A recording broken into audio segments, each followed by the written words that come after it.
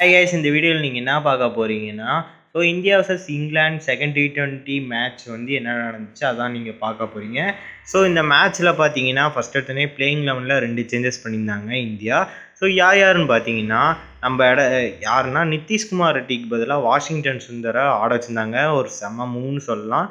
Second இது வந்து பார்த்தீங்கன்னா டூல் ஜோரெல் ரிங்கு சிங்க்கு பதிலாக ஆட வச்சுருந்தாங்க கைஸ். ரிங்கு சிங்க்கு இன்ஜுரின்னு சொன்னாங்க. நிதிஷ்குமார் ரெட்டி ரூல்ட் அவுட் கிட்டன்னு சொல்லிட்டு இருந்தாங்க. பார்ப்போம், அவங்கள பற்றின அப்டேட்ஸும் நான் லேட்டராக வந்து வீடியோவில் கொடுக்குறேன். அவங்களுக்கு இன்ஜுரினால இவங்க 2 பேரும் ஆடிருந்தாங்க. இந்தியா பார்த்தீங்கன்னா டாஸ் ஜெயித்து பவுல் ஃபஸ்ட்டு சொல்லியிருந்தாங்க. எடுத்தோடனே நம்ம பவுலர்ஸ் வந்து ஸ்ட்ரைக் பண்ணாங்கன்னு தான் சொல்லுவேன். எடுத்தோடனே பார்த்தீங்கன்னா ஹர்தீப் சிங் வந்து திருப்பி ஸ்ட்ரைக் பண்ணார். யாருன்னு பார்த்தீங்கன்னா பின்சால்ட்டை. ஃபஸ்ட் T20யில் எப்படி கேட்ச் எடுத்தாரோ அதேமாதிரி செகண்ட் T20யில் அதேமாதிரி எடுத்துட்டார். அதுக்கப்புறம் பார்த்தீங்கன்னா வாஷி வந்து பெண்டர் கிட்ட எடுத்துட்டார், ஒரு முக்கியமான பிரேக் த்ரூ. அதுக்கப்புறம் பார்த்தீங்கன்னா நம்ம பவுலர்ஸ் எல்லாமே கலக்கி போட்டாங்க. வருண் போன மேட்ச்சில் எப்படி வழக்கம் போல் ஹாரி புரூக் எடுத்தாரோ அதேமாதிரி இந்த மேட்சும் எடுத்து விட்டார்.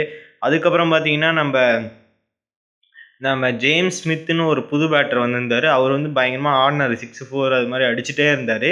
ஆனால் அபிஷேக் சர்மா அவர் விக்கெட்டையும் எடுத்திருந்தார், அது ஒரு நல்லா இருந்துச்சு. கடைசியாக பார்த்தீங்கன்னா இன்னிங்ஸில் 165 ஸ்கோர் பண்ணியிருந்தாங்க இங்கிலாண்டு. இதுக்கு முக்கிய காரணம் இந்த பிராண்டன் சேஸ் வந்து இன்னிங்ஸில் ஒரு நல்ல நாக் ஆனார். அதுக்கு முன்னாடி ஜாஸ் பட்டேல் ஒரு அருமையான இன்னிங்ஸ் ஆடினார், ஒரு 45 கிட்ட அடிச்சிருந்தார். இவங்க 2 பேர் இங்கிலாண்டை பொறுத்த வரைக்கும் ஒரு நல்ல பேட்டிங் ஆடினாங்க அப்படின்னு சொல்லலாம். இதுக்கப்புறம் இந்தியா சேசிங்க்கு வந்தாங்க. எடுத்தோடனே பார்த்தீங்கன்னா 2 விக்கெட் டவுன் ஆயிடுச்சு 19க்கு. எடுத்தோடனே சஞ்சு சாம்சன் அவுட் ஆனார். அதுக்கப்புறம் பார்த்தீங்கன்னா அபிஷேக் சர்மாவும் LBWயில் அவுட் ஆனார். 2 முக்கியமான விக்கெட்ஸ் போயிடுச்சு, ஓப்பனர்ஸ் போயிடுச்சு. அதுக்கப்புறம் நம்ம ஸ்கை வந்தார், ஸ்கையும் அவுட் ஆகிட்டு போயிட்டார் அப்படின்னு சொல்லலாம். ஸ்கைக்கு அப்புறம் பார்த்தீங்கன்னா நம்ம ஹர்திக் பாண்டியா விக்கெட்டுக்கு அப்புறம் ரொம்ப வந்து மோசமாக போச்சு அந்த இன்னிங்ஸே. வந்துட்டு 78ல் வந்து 5 விக்கெட்ஸ் விழுந்துருந்துச்சு. ஜிம்மி ஓட்டன் வந்து நம்ம ஹர்திக் பாண்டியா விக்கெட்டையும் எடுத்திருந்தார். இதுக்கப்புறம் மேட்சே முடிஞ்சு போயிடுச்சு அப்படின்னு பார்த்தா அங்கே தான் ஹீரோயிக் நாக் அடித்தார் நம்ம திலக் வர்மா அப்படின்னு சொல்லுவாங்க. மேட்சை செம்மையாக எடுத்துகிட்டு வந்தார். எடுத்துகிட்டு வந்து ஃபினிஷும் நல்லா பண்ணி கொடுத்துருந்தாரு. ஒரு எண்டில் வந்து நிறைய விக்கெட்ஸ் லூஸ் பண்ணிட்டு இருந்தாலும் இவர் இன்னொரு எண்டை வந்து பிடிச்சி ஆடி ஒரு நல்ல ஒரு வந்து எக்ஸ்பீரியன்ஸ் பிளேயர் மாதிரி ஆடி கொடுத்தாரு அப்படின்னு தான் சொல்லுவேன். ஒரு வேறு மாதிரியான இன்னிங்ஸ் திலக் வர்மா கிட்டேருந்து தான் சொல்லுவேன். ஏன்னா வந்து நல்ல ஃபார்மில் இருக்காருன்னா இவர் வந்து நல்லா சேஸும் பண்ணி கொடுக்குறாரு. அதுவும் இல்லாமல் நம்ம வந்து சூரியகுமார் யாதவை பாராட்டணும்னு தான் சொல்லுவேன். ஏன்னா நம்பர் 3 இவரை வந்து ப்ரமோட் பண்ணி ஆட வைக்கிறாங்க. திலக் வர்மா தான் இப்போ ஆடிட்டுருக்காரு. அதனால் வந்து திலக் வர்மா வந்து நம்பர் 3 ஆடும்போது ஒரு பயங்கர வேலிடான பிளேயராக இருக்கார். இதே பொசிஷனில் ஆடிட்டு இருந்தால் பயங்கரமாக இருக்கும். பார்ப்போம் என்ன நடக்க போகுதுன்னு.